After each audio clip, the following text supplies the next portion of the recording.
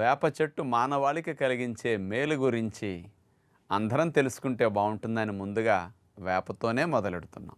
నిజమే డాక్టర్ గారు. వీధికో రామాలయం ఉన్నట్టు ఇంటికో వేప చెట్టు అందరికీ ఉంటుంది. డాక్టర్ గారు, ఈ వేప చెట్టులో ప్రతిదీ ఉపయోగిస్తారు కదండి. మొదటిగా మొదలు పెట్టాలంటే గనక పూర్వీకులు వేప పుల్లలతో పళ్ళు తోముకునేవారు. అవును. మరి ఈ రోజుల్లో మనం వాడే టూత్పేస్టులతో పోలిస్తే ఈ వేప పుల్లలు దేంట్లో బెటర్ అంటారు? ఈ ప్రపంచంలో చెట్లకు పూజించే సంస్కృతి మన భారతీయ సంస్కృతి.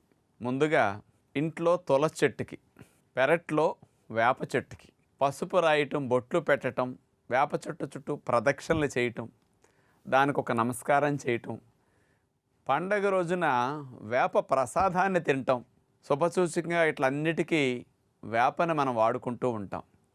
ఎందుకు ప్రకృతిని ఆరాధించమని మన ఋషులు చెప్పారంటే, ఆరాధించే భావన ఉన్నప్పుడే ఆరోగ్యం వస్తుంది.